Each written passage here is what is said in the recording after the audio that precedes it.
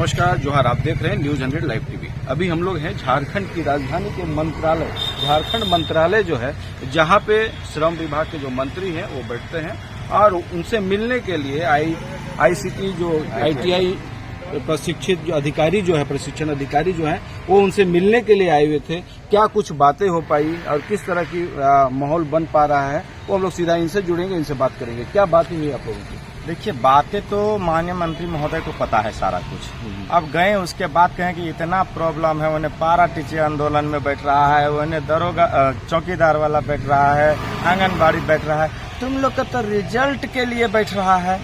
ये सब खाली ये है। हम बोले कि सर आप बोले थे कि हम अगला दिन हम पूछ करके बताएंगे। आखिर वो कब तक सर, क्या जानकारी लिए?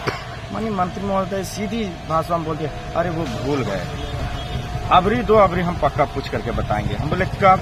तो बोले मंगल। हम बोले सर हम लोग रिजल्ट की मांग कर रहे हैं, 40 दिन से धरना स्थल पर बैठे हुए हैं, स्थिति बहुत गंभीर होते जा रही है। बोले ठीक है देखते हैं।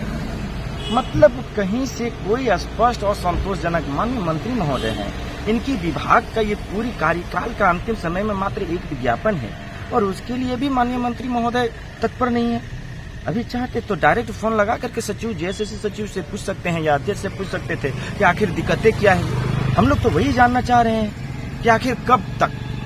आज 10 महीना हो चुकी है हम लोग का परीक्षा लिखे हुए, और वो भी ऑनलाइन माध्यम से। हम लोग तो रिजल्ट की मांग कर रहे हैं।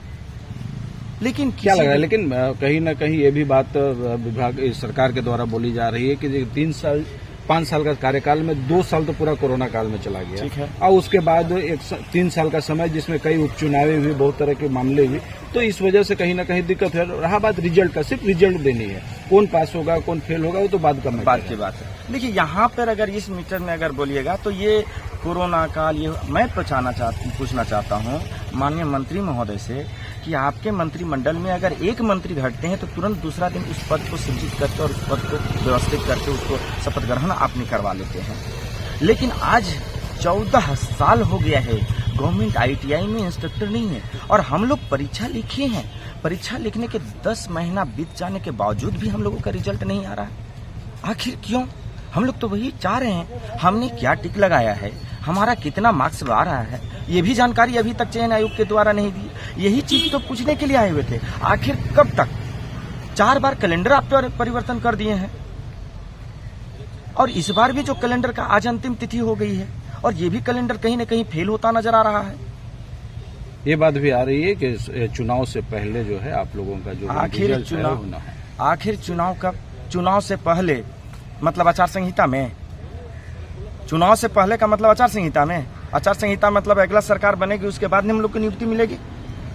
यही स्पष्ट है ना, क्योंकि लोकसभा जो चुनाव थी उसमें हम लोग झेल चुके हैं और उस समय यही बताया गया था कि आचार संहिता के कारण जो है सारी प्रक्रिया आपको पूर्ण हो जाएगी और जैसे ही मंत्रिमंडल का विस्तार मतलब आचार संहिता समाप्त होती है तो आपका नियुक्ति पद गवर्नमेंट बांट सकती है आचार संहिता के बाद।